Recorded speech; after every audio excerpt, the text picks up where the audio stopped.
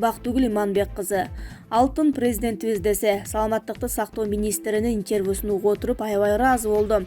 Биринчиден акылман президентибизге, кылдаттык менен иш алып барган министрге оң жолду көрсөтсө ар дайым тетири жүргөн элим. Настойдун дайынын азыр айтсам дагы бирдеме деп кыйкырып чыгып тетири басып кетип, 2020-жылдын жайындагыдай болуп кырылып калышпасын деген экен да.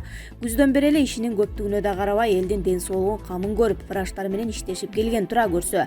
Врачтар эч кимге айтпай, жарыялабай, COVID-19 менен ооруп келгендерге гана настойдун дайынын айтып, макулдугун алып ичирип, 300дөн ашык оорулууну айыктырышкан экен да. Демек, президент Садыр Жапаров элди вирустун экинчи кырылып калуу толкунунан сактаган экен да. А мен ойлоп коем, дүйнө жүзү экинчи толкун деп дүрүүп атат. А биздеги вирус каякта кеткен деп билбейм.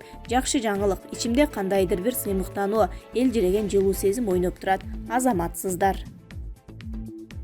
Министр бүтүндөй калкты өлүм коркунучуна түртүп жатат.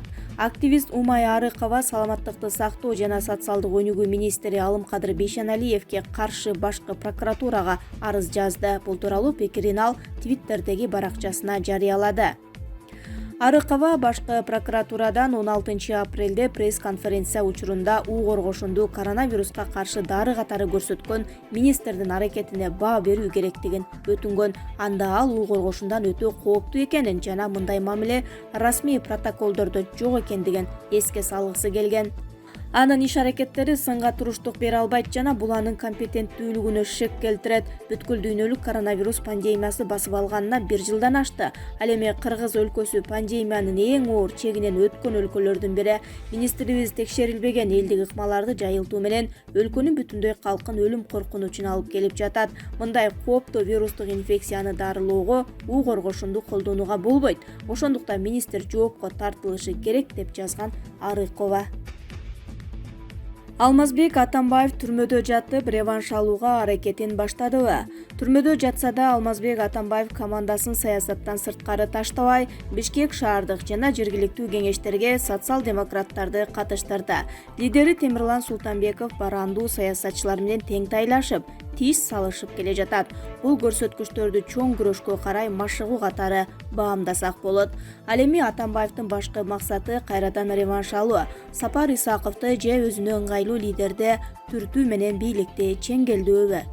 Дал ушул жагынан ачыкка чыкпаган божомолдорду жакында айгинелейбиз. Соңку убакта түрмөдөгү экс-президенттин абалын сурагандар, сыйлуу тамактарды киргизгендер, жашыруун түрдө салам айткандар көп экен. Саясатчылар байма-бай каттап турганы да айтылууда. Атамбаевдин ден соолугу гана ойдогудай эмес, калган жагы, духу, күрөшчүлдүгү, авантюрасы баштагыдан да бышып жетилгени ырас. Мындай шартта аны эркиндикке чыгарып койсо, көп баледен бийлик төөлдөрү кутулушат беле. Канчалык камакта көп кармаса, ошончолук баш ооруну жаратары бышык.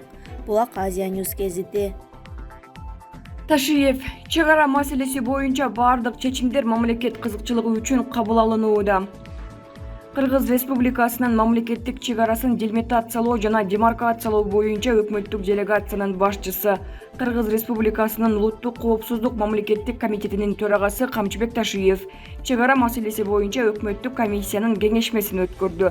Бул тууралуу өкмөттүн аппаратынын маалыматтык камсыздоо бөлүмү билдирет. Күн тартибине ылайык Кыргыз-Өзбек мамлекеттик чек арасын делимитациялоо жана демаркациялоо боюнча өкмөттүк делегациялардын жыйынтыгы боюнча өстүбүздөгү жылдын 25-мартында Ташкент шаарында кол коюлган протокол талкууга алынды. Камчыбек Ташиев белгилегендей, протоколдо көрсөтүлгөн бардык чечимдер эки өлкөнүн мамлекеттик кызыкчылыктарын эске алуу менен чечилген. Бардык чечимдер мамлекеттин чектеш аймактарда жашаган жарандардын кызыкчылыгы үчүн кабыл алынууда жана мындан ары карай да кабыл алынмакчы. Протоколдун ар бир пункту талашка түшүп, көптөгөн күч аракеттер аркылуу гана мамлекеттик жерибизде ар бир метрин тактадык. Учурда эл арасында толук маалыматка ээ болбостон, талоого албастан мени сынга алгандар болууда.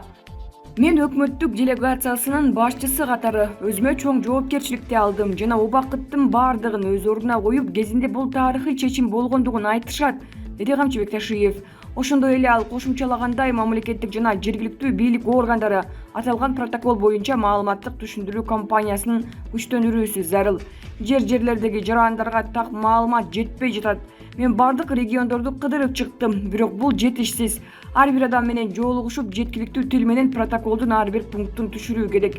Маалымат калкка толук жеткирилгенде гана кабыл алынган чечимдердин акыйкаттыгына шек жаралбайт, деп билдирди өкмөттүк делегациянын башчысы. Камчыбек Ташиев белгилегендей, кайсы тилкелер такталгандыгын картадан көрсөтүү керек. Камчыбек Ташиев кол коюлган протоколду келечекте ишке ашырууга тартылган мамлекеттик органдардын аткаруучулук тартибин баса белгиледи. Бардык тапшырмалар сапаттуу жана өз мөөнөтүндө аткарылышы тийиш. Биринчи кадам жасалды, бирок алдыда чоң жоопкерчиликтүү иштер турат. Мамлекеттик жана жергиликтүү бийлик органдары бул маселени өзгөчө көзөмөлүнө алсын. Чек ара маселеси артыкчылыктуу каралышы кажет, деп жыйынтыктады Камчыбек Ташиев. Мамлекеттик жана жергиликтүү бийлик органдарына протоколдун мындан аркы ишке ашырылышы боюнча, мамлекеттик чек араны өтүүсүнүн долбоордук линиясын белгилөө боюнча талаа иштерин өткөрүүнү тездетүү тапшырмасы берилди. Булак чындык Чекит медиа. Саунада адам кылбаганды заказ кылган депутаттардын сүрөтүн жакында чыгарам. Чыпалак Баатыр 500 000 сомду союкулар төлөсүн дептир. Кызык, аны союкулар эмес папка көтөрүп мамлекеттик кызматты жетектегендер төлөөрү менен иши жок. Эч качан союкулар деп алардын деңгээлин төмөн түшүрө албайсыңар. Анткени алардын басымдуу бөлүгүн депутаттар коргоп турат. Бизде азыр 20га жакын жаш кыздар элитный союку болуп иштешет. Алар элчесинен үшүп тоңуп жол жээгинде кардар күтпөйт. Аларга акчалуу эркектер өзү келет жана тапшырык кылып чакырып алат. Мен 10 жылдан бери ушундай иш менен оокат кылам. Үстүмдө үйүм бар, астымда машинам бар. Материалдык кем карчым жок. Анткени мени чакырып турган акчалуу чиновниктер бар. Балким мени туура эмес кадамга бардың деп күнөөлөшүңөр мүмкүн. Убагында мен да бул ишке айласыздан улам баргам. Жалгыз агам операцияга кирмек. Ата-энем врачтар айткан акчаны таба алышпай калган. Айтылган сумманы ата-энем бир айдын ичинде эмес, өмүр бою иштесе да таба алышмак эмес болчу.